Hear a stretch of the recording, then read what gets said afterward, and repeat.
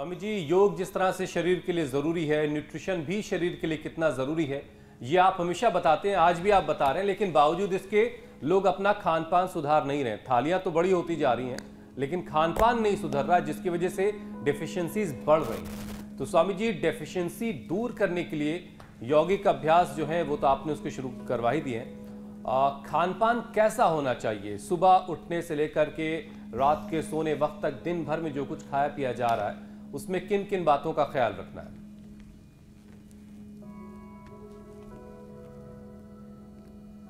तो देखो, सुबह उठे तो आंवला, एलोवेरा, गिलोय, तुलसी, नीम, हल्दी, अदरक जो जहां उपलब्ध है, कम से कम आंवला, एलोवेरा, गिलोय का तो नियम ही ले लें। ये तो सबको हमने उपलब्ध करा दी है।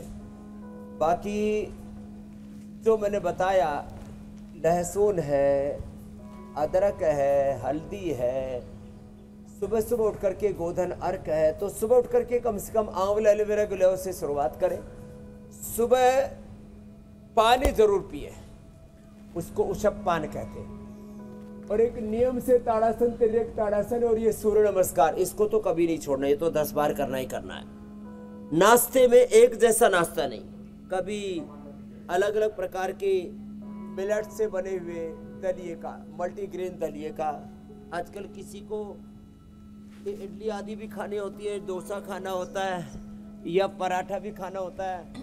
तो सप्ताह में एक बार से ज़्यादा ना, एक दिन पराठा खा लो, चलो एक दिन इडली भी खा लो, एक दिन दलिया खा लो, एक दिन फिर खाली जूस ही पी लो, खाली फ्रूट्स ही ले लो।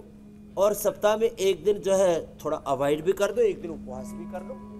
तो एक जैसा नाश्ता नहीं, एक जैसे घर में तेल नहीं, कभी नारियल का, कभी सरसों का, कभी तिल का, कभी सोयाबीन का, कभी राइस ब्रान का। अलग अलग जो नेचुरल तेल है उनका इस्तेमाल करें, कोई डेफिशिएंसी नहीं होगी। अलग अलग तेल, ये हार्ट की लाइफ के लिए, ब्रेन के लिए, नर्वस सिस्टम के लिए, पूरी बॉडी के लिए, सभी प्रकार की डेफिशिएंसी से बचने के लिए जरूरी है। अलग अलग तेल, अलग अलग आटा, अलग अलग दालें। ये तो पूरी प्रदर्शनी खाली ये कोई व्यापार के लिए नहीं रखी हुई है, ये उपचार के लिए रखी हुई है।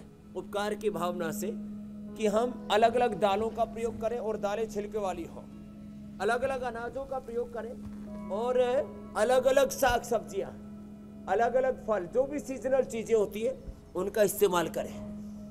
रोज 10 बार सूर्य नमस्कार करें। खाने में वात, पित्त, कफ अपनी प्रकृति को देख करके और उसके अनुसार भोजन का चयन करें। वात प्रकृति वालों को बायबादी की चीजें, ठंडी खट्टी चीजों का निषेध है। जिनकी कफ प्रकृति है उनको भी ठंडी और चिकनी चीजों का निषेध है। जिनकी पित्त प्रकृति है उनको मिर्च मसाले, ज्यादा उत्तेजक आहार का निषेध है। तो रित भूख, हित भूख, मित भूख होना है युक्ताहार विहार से, जहां से आपने शुरुआत की थी हुसैन भाई। और अच्छा स्वामी जी, बहुत सारे लोग है, उस खाने के क्रम में पहले सलाद और फ्रूट्स लेने हैं, बाद में पका हुआ अन्न खाना है और मिष्ठान सबसे अंत में, और खाने के 1 घंटे बाद पानी पीना, विरुद्धाहार नहीं लेना है। स्वामी जी, थोड़ी सी बात को आगे बढ़ाते हैं। 40-50 के बाद। जी मेरे भाई। बहुत सारे लोग स्वामी जी ये शिकायत करते हैं कि वो खाने में सब कुछ तो ले रहे हैं, यानी उनकी थाली न्यूट्रिशन से भरपूर है, लेकिन उनके शरीर में न्यूट्रिशन उनके शरीर को मिल नहीं पा रहा है। और इसकी वजह होती है कि वो उनका शरीर एब्जॉर्ब नहीं कर पा रहा होता है न्यूट्रिशन को, क्योंकि डाइजेशन उनका ठीक नहीं है। तो सबसे पहले डाइजेशन का ठीक होना बड़ा जरूरी है।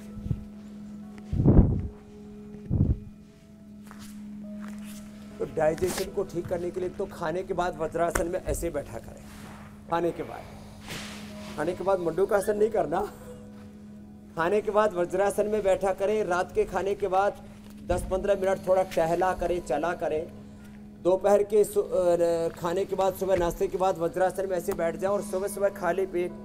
अभी मैं पाचन तंत्र के लिए अभ्यास बता रहा हूँ। मैं अभी 10-10, 20-20 सेकेंड बताऊंगा। जिनको ज़्यादा प्रॉब्लम है 10-20 मिनट तक कर लेना। अब खाया पिया शरीर में डाइजेस्ट कैसे होता है?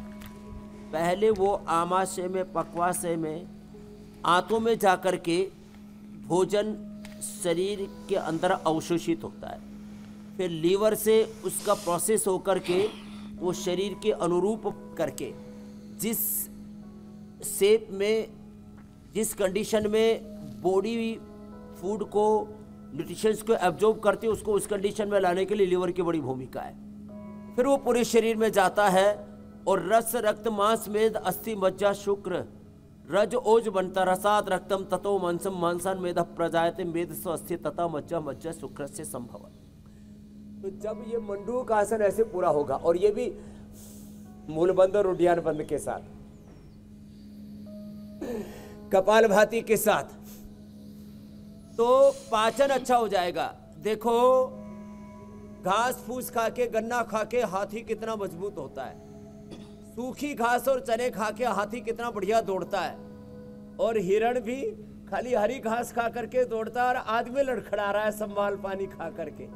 इसका मतलब ये हुआ कि ये हाथी, ये घोड़ा, ये शेर, ये सब ये जो खाते हैं वो उनको डाइजेस्ट हो जाता है और थोड़ा प्रकृति के अंग संग रहते हैं, धूप में रहते हैं, छाया में रहते हैं, सर्दी गर्मी को थोड़ा सहन भी करते हैं जी। आदमी ने जो आर्टिफिशियल लाइफ बना ली है, इसलिए मैं एसी और हीटर से दूर रहता हूँ और चारों तरफ आप भी देखो। आप बिल्कुल ठीक कह रहे हैं, इसलिए आप तो ऐसे ये भी कहते हैं कि जितना आपको कच्चा खाना, जितना रॉ खाना, जितना अपने मूल उसके स्वरूप का खाना है, आप उसे वैसे खाएंगे तो उसका फायदा ज्यादा मिलेगा। इंडिया टीवी हर वक्त हर जगह डाउनलोड करने के लिए सर्च करें India TV news Google play store या ऐप स्टोर पर।